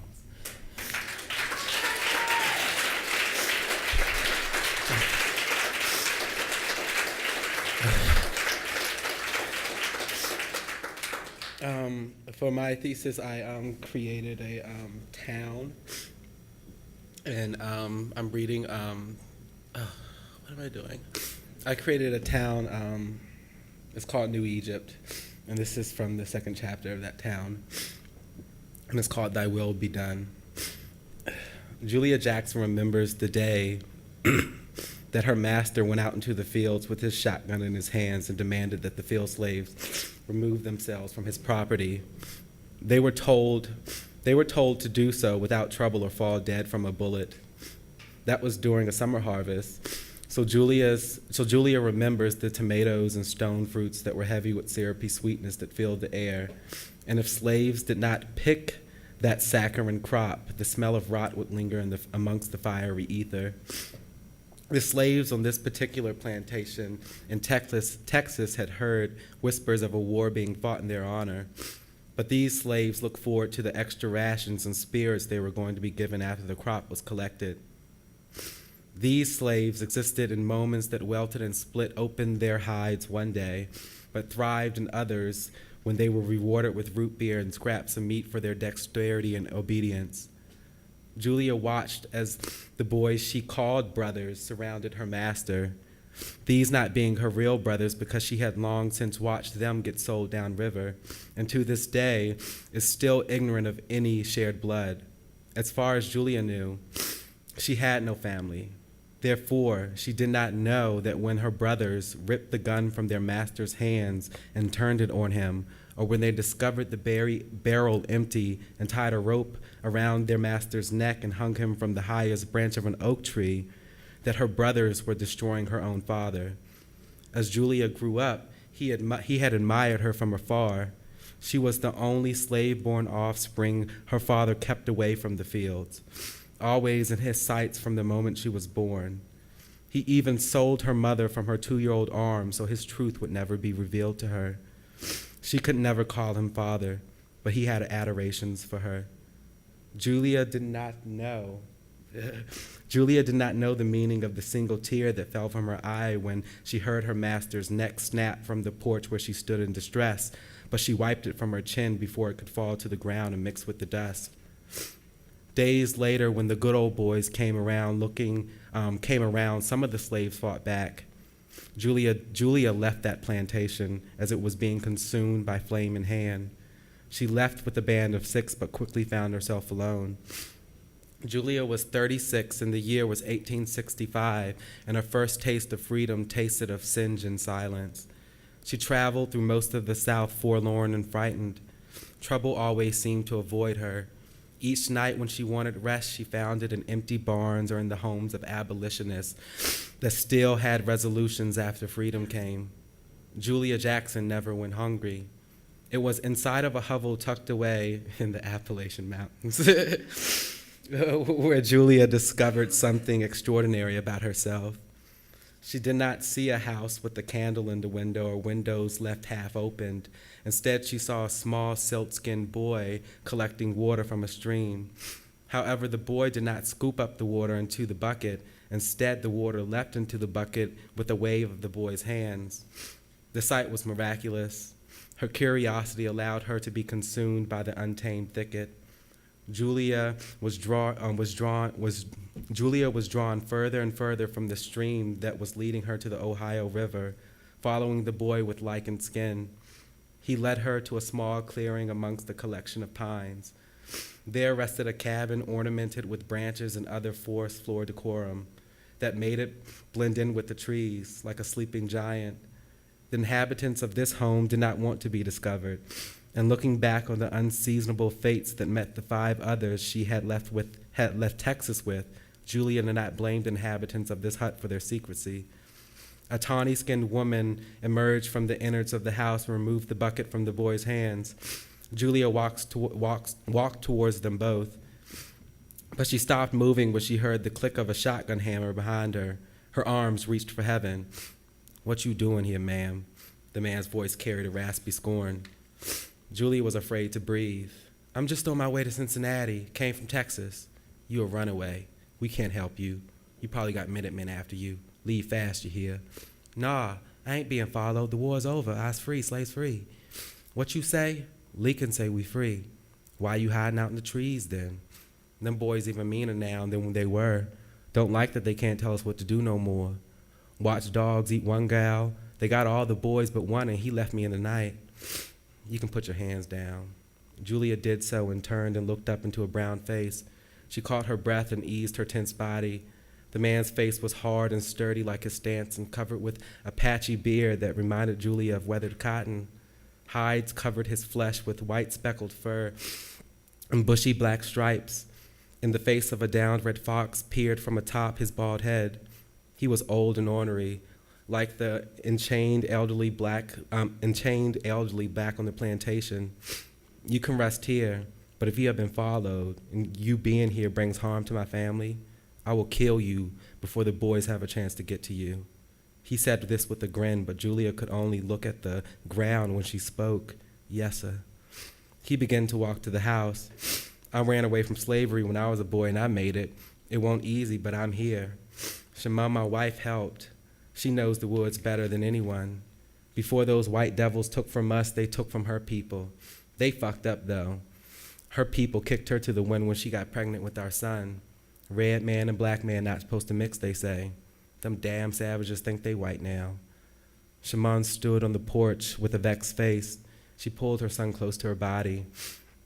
"Don't speak to her about the past," the man said. Julia followed him to the house. He walked to the single porch step and announced to the silent woman that stood upon it with her son, as he pointed to Julia, She needs to rest here a few days. Just tonight should do it, Julia corrected him. Shamon's face hardened. She held the boy close, so close that the two of them stood as one. The boy looked a lot like his mother, but his eyes and his mouth belonged to the man. Their mouths closed and leaves applauded their silence. Wind tugged at Julia's hem and pulled her away from the terrain-wrapped shack. It's all going to be okay. Bet I can make it to Cincinnati tonight, she said. No, you should stay here. Winter is coming. Those bears are out looking for something to fill their stomachs with before sleep. Been hearing coyotes, too. The man spoke to Julia, but looked beyond her into the creaking woods. What is your name? He asked. Julia. Julia Jackson, she said. Shamon and her son turned together in a fluid movement and disappeared into the dim cabin. A gust wrapped Julia like cold water, and she shivered audibly. What's your name? She asked him. Zeke, he said into the graying sky, then marched into the house. When he crossed the threshold, he turned and asked, You coming, ain't you? Julia felt no warmth trickling from the darkened door. She imagined it to protect her from the chill that was descending from the air. She looked up into the grizzled atmosphere and chose to follow Zeke inside. The core of the house was dark. She had only heard of caves from runaways that were returned and had survived their beatings, but she assumed the inside of this shack looked like a cave, a damp hole in a big rock. There were windows, but they were covered, and the only light came from a dying fire. It was indeed warmer, but a cool breath traveled through the cottage like an invisible member. Julia sat at the lapsing table. She rubbed her arms to calm her shivering body. Zeke walked over to a stone fireplace to throw another log atop the embers. But before he could, the flames reached up for his face and scratched the lurching ceiling. Warmth and light blossomed from the fireplace. However, Julia was uncomfortable with the disentanglement of everyone within the four walls. Sweat formed on her forehead but did not fall. The mother lay on a cot with her son and did not acknowledge Julia or Zeke, who both sat at the slanted table in silence. After some time, Zeke told Shimon to prepare dinner. She rose without saying a word and obliged him. Shimon ran in and out of the house, to and from her garden with fervor. Julia offered to help, but Zeke assured that she was still a guest. Shimon seemed uneasy. She stumbled and dropped things and spoke under her breath. Zeke sat still as she ran circles of chaos around Julia and him, all the while admiring Julia, who sat right across from him. Julia's eyes were locked on Shimon's movements, and Zeke's eyes were locked on her. When the meal was finished, Julia eyed it in delight. She hadn't eaten since the day before, and any morsel of nourishment was fine with her. 3 small perch stared at the 4 anticipating mouths next to a small pot of stewed tomatoes. Julia was elated as she lifted her spoon, but the rest of the table remained jarringly still. Julia looked up at the umber-skinned boy. The red-skinned woman had hidden her face behind a veil of black hair. The boy tucked his face into his gray-hide shirt. His brow churned like rapids. His fingers were in his ears. A chill tickled Julia's spine. A storm was coming, and it was going to erupt from Zeke. The man's face was a funnel-forming storm cloud. Plumes of his graying beard rose up on his wizened face. Zeke stared at the table in a moment's silence before a low thunder rolled from his mouth. I know there's more to eat, Shamey. Julia's feet wanted to run out the door, but fear reigned over her movements. She wanted the tornado to pass with little damage. Zeke slammed his fist onto the table, and the wooden plates rattled as if a snake were going to bite. Julia closed her eyes tight and waited for the storm to pass. Gasps filled the room, or filled the air around her. Her heart skipped a beat. She slowly opened her eyes. Julia expected to see Shimon gripped by the hands of rage. Instead, the table gleamed back at her. It was laden with sustenance. Julia's palate immediately flowed with desire. The sight of kale with tomatoes enlarged her eyes. The perch had multiplied into a pile to feed the multitude. Cornbread that was dripping with honey and sweet cream filled glasses. They were all of her favorite things, intangible components of the very image she envisioned when she closed her eyes. She had done this and she knew it, and by the way Zeke was looking at her, he had known it too. He jumped to his feet. "How did you do that?" He pled and stomped. His emotion was unreadable. Julia just wanted to run, but she could only stare into her lap. I don't know what just happened. Where did that come from? Julia felt the need to deny her doing or her supposed doing. Nothing like that had ever happened to her before, so she thought. She fretfully looked up into Zeke's astonished face. "If it won't you, then who was it?" He slammed his hand down again. The boy ran to his mother and buried his face in her bosom. Julia jumped to her feet. She stared into Zeke's dismal eyes and tucked her arms close to her body and searched her mind for something to say. "I can only say that God blessed us with it."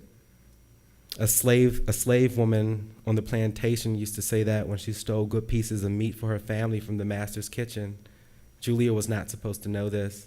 Julia continued, "It was God. It had to be. Who else but the Savior? Don't tell me you're one of those white man God preaching port slaves.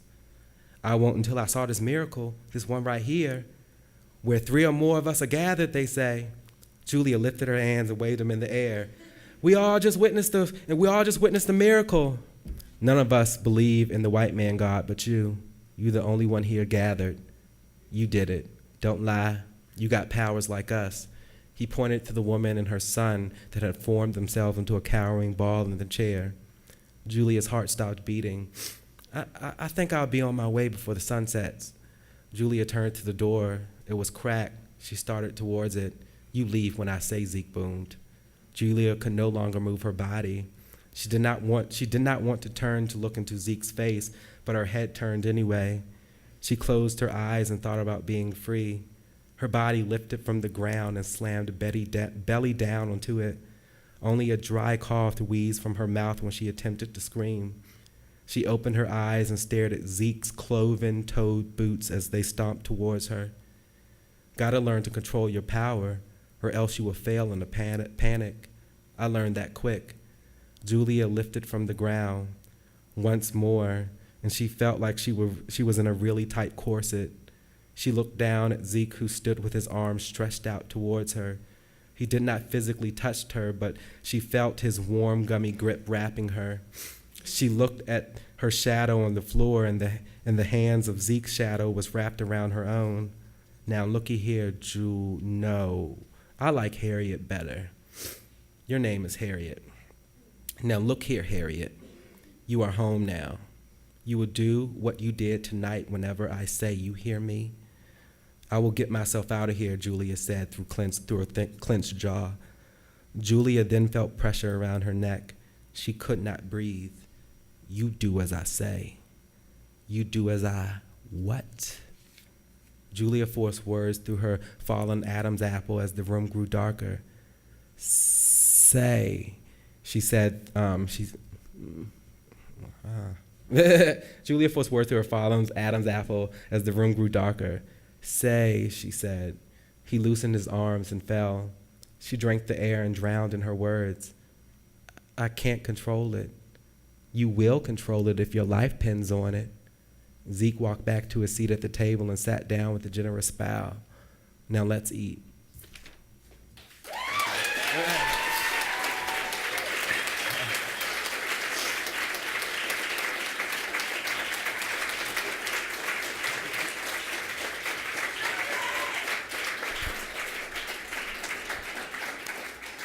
So another round of applause for our wonderful readers tonight.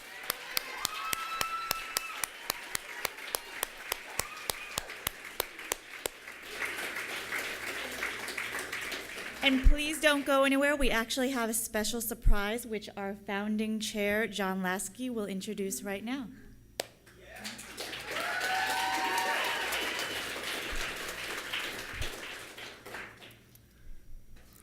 I first met Cooley Windsor. In fact, the whole program first met Cooley Windsor. Cooley, who's apparently taking this retirement thing seriously and actually going to do it this year. All this happened during the first year of the program. We all went out to the Headlands, along with Fine Arts and Visual Studies, it was called then, in order to eat, drink, make merry, and bond. And we also decided to toss in a literary reading. The reading was held in one of those small, enclosed but still drafty rooms they have at the Headlands. And when I walked in, the room was filled with smoke. There was also a sweet odor in the air that an old 60 person like myself recognized immediately. The entire first year program was high on pot. I'd wondered why they all wanted to go out to the basketball court earlier. Nobody had a basketball.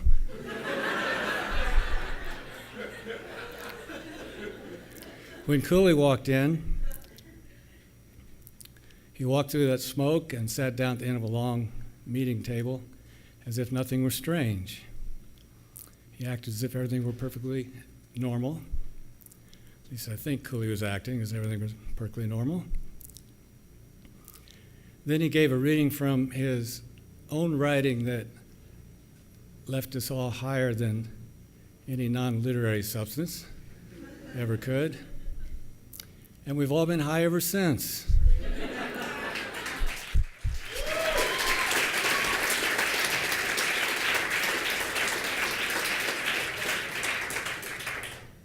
Every student and who's worked with Cooley, and faculty member who's worked beside him, knows that high. There's even been a kind of a second-hand high for people who haven't worked with Cooley directly.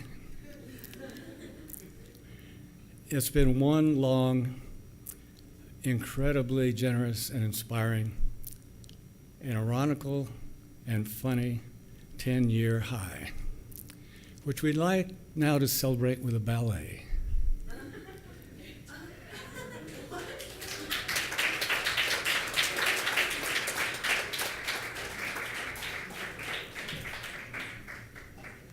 How's it going, Cooley? My name's Michael Swain. I was lucky enough to be in class with a bunch of the students who read today, and first of all, it's hard to go after Vernon.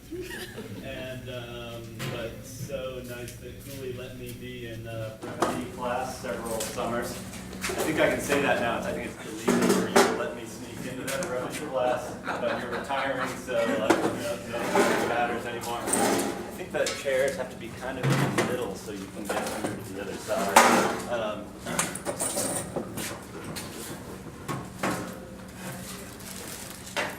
I was going to wear this shirt.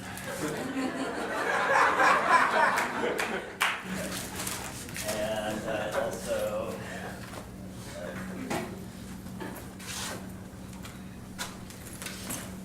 and this tie. Okay, so we need the kisses.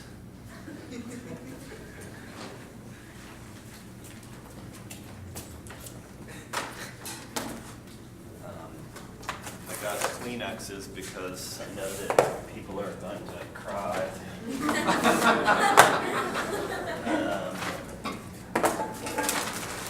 Maybe you guys can start distributing the kisses.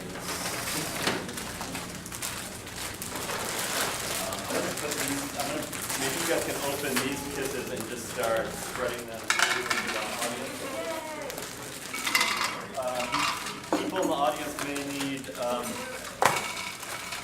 tissues also that you'll have to just try.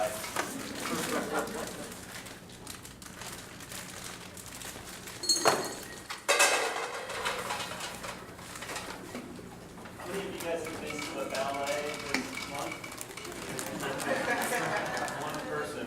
Okay.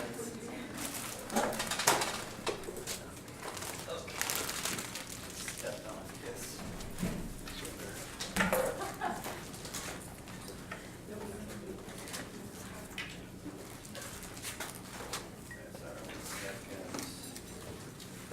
Cooley, did you bring your cell phone with you? No. Oh. Who has a cell phone?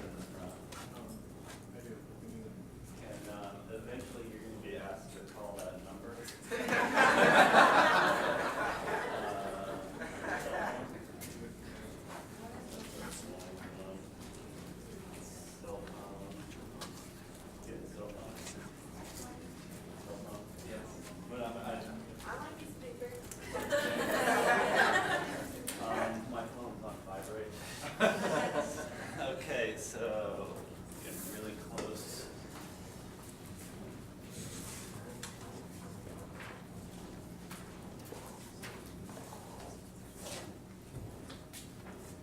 Post-it.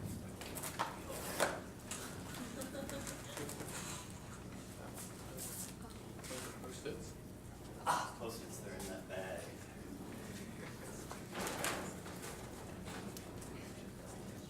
So maybe you can just kind of rip this one into some little sections and you guys can keep, I think if we,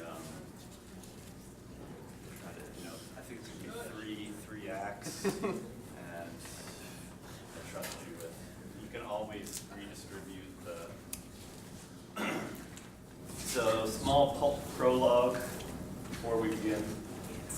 From the essay Scholarship, can everyone hear me? Yes. Yeah. From the essay Scholarship by David Mamet. Polite society has long confounded scholarship with art.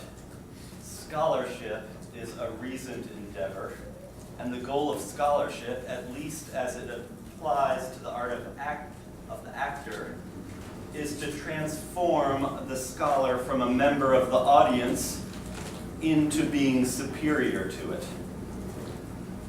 It is all very well, the theatrical scholar might say, to laugh, to cry, to gasp. It's fine for the mob, but I will do something higher and will participate only as a sort of cultural referee. That's not what I hope for you guys. Note to myself, put on white shirt and tie. Before we start, a quick audition. We will all say this small line of text. I will start. I will stand in for Robert Castleberry. I will stand in for Robert Castleberry. I will stand in for Robert Castleberry. I will stand in for Robert Castleberry. I will stand in for Robert Castleberry. I will stand in for Robert Castleberry.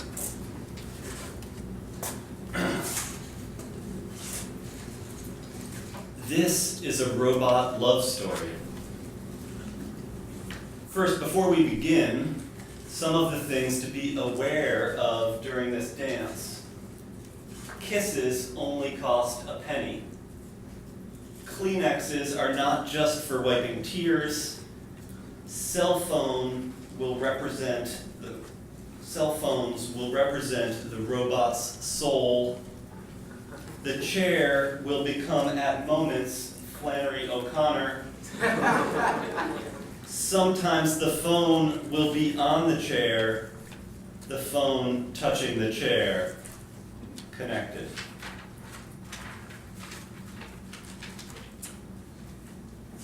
Let me set the stage. I will stand in for Robert Castleberry. When I say, let me set the stage, this is the cue, not right now, not this cue right now, but in a brief second. This is the cue for when the audience members, with the sheet of paper, will dial the phone number given to them. Please type the whole number in. You'll be asked to do this 3 times, but even though it is now on your phone, I still want you to type it in each time, because that's going to give us the right amount of length for me to speak in between. That makes sense? Good. Okay, so now you guys in the audience with slip of numbers understand your chore. So now when you hear me say this phrase that's going to come up really soon, you will know what to do. Actually, I'm gonna read one other thing to you, because I don't know if we're gonna have enough, but we'll get there. I'm gonna read one other thing. And this is just a piece of one of Cooley's texts that maybe you all know, maybe some of you don't know. So I'm gonna read this because I think it's too long. For a second, we would like you to take a moment to think of your soul as a pad of Post-it notes, and other people's souls as Post-its, too. And that as you move along, you stick part of you to them, and they stick part of them to you. So now we're going to go back, just so that's in your consciousness. I will stand in for Robert Castleberry. Oh no, sorry, before that. Let me set the stage. I will stand in for Robert Castleberry. Robert assigns the young people to work on conveying this text through gestures or movements without words.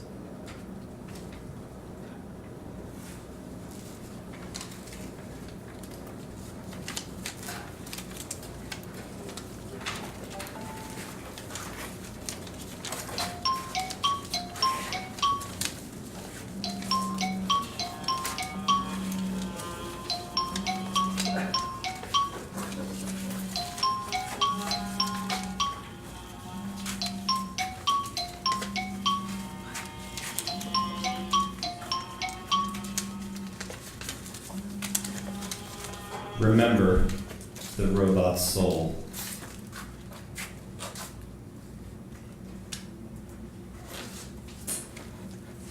Oh, the robot's name is Flannery O'Connor. And this chair represents Flannery O'Connor, the robot. You are underneath the chair. Slide under the chair from behind the robot. The robot is on top of you.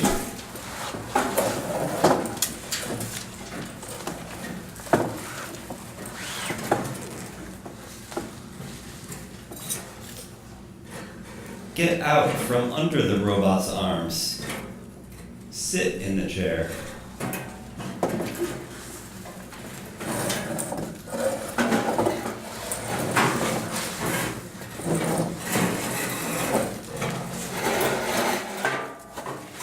It is now a chair, not Flannery.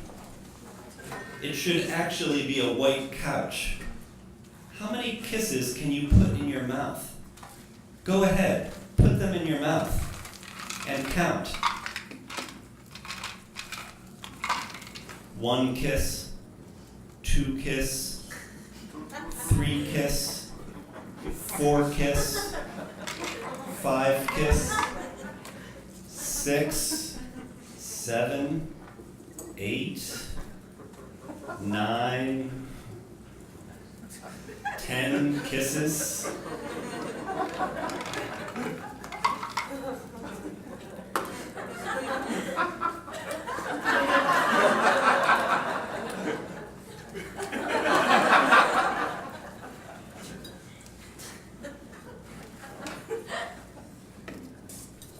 Performance.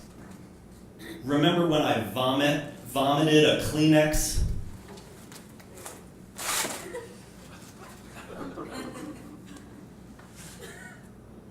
Now stand up.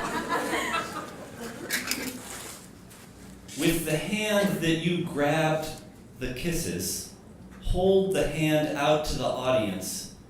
It is tingling, shaking slightly. This is because you are now Mary, Jesus' mother. Jesus is a young boy, and you just beat him, and your hand tingles. Mary has beaten baby Jesus. Hold your hand to the audience. It bears repeating. Plus, there's a new part. You know the painting, nude, descending the stairs, except imagine it's a robot, one with a broken arm. You are a broken robot descending the stairs. Hold your arm close to your torso, protective, accepting, resigned. Now descend. Go behind the chair. Turn your back on the audience.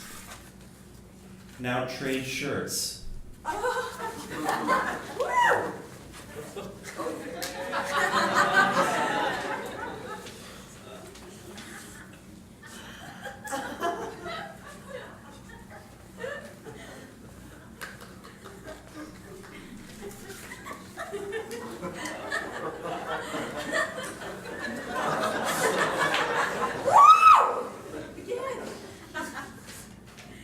Okay, audience.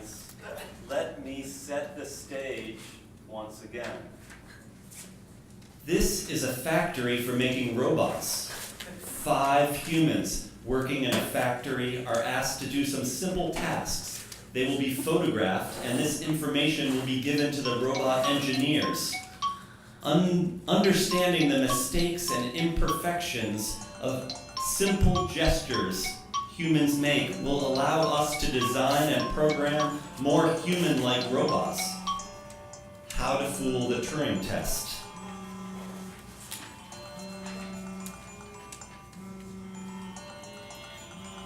The phone is ringing.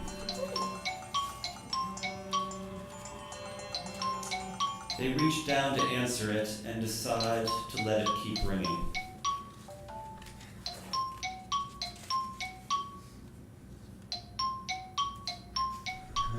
Okay, we're gonna try to go faster now. Oh, the robot's name is Flannery O'Connor, and the chair represents Flannery. The robot, you understand the chair. Slide under the chair from behind. The robot is on top of you. The robot is Flannery. Get out from under the robot's arms. Sit in the chair. It is now a chair, not Flannery. It should actually be a white couch. How many kisses can you put in your mouth? Go ahead, put them in your mouth. Once more, count 1 kiss, 2 kiss, 3 kiss, 4 kiss, 5 kiss, 6 kiss, 7 kiss, 8 kiss, 9 kiss. Performance, remember when I vomited a Kleenex? Now stand up with your hand that was grabbing the kisses and hold it in front of the audience. It's tingling, shaking slightly, and it's because you are now Mary, Jesus' mother. Jesus is a young boy, and you had beat him, and his hand tingles. Mary has beaten the baby Jesus. Hold your hand, show the audience. It bears repeating, plus there's a new part, the new descending the staircase, except imagine a robot, one with a broken arm. You are the broken robot descending the stairs. Hold your arm close to the torso, protective, accepting. Now descend, go behind the chair, turn your back on the audience, trade shirts. Yeah! Yeah! Yeah!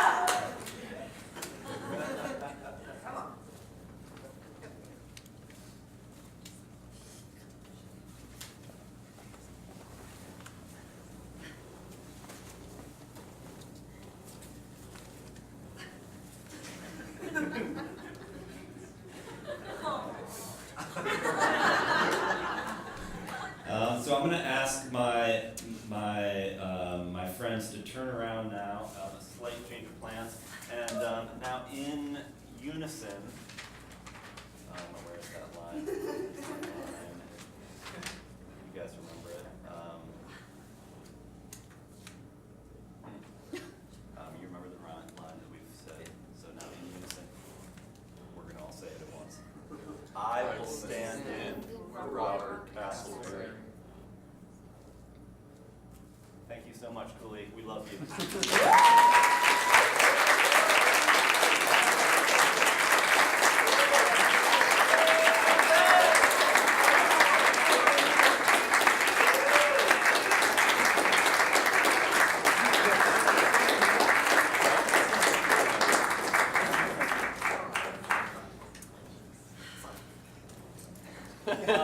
There's a bunch of kisses.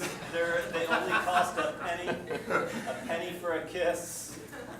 There's some out in the audience. I don't know. Oh, we have another speech maybe. There's one more. It's a real mess here. For your time of retirement, we wanted you to leave with something from us. This is the phrase, let me see here. Ego sum in fabula excelsum.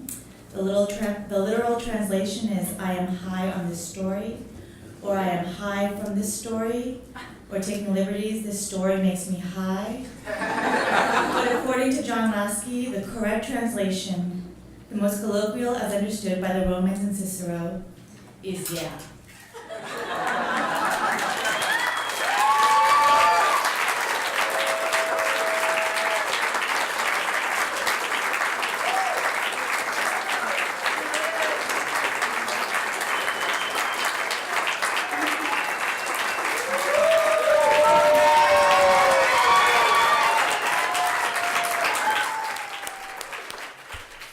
celebrate at the writer's studio.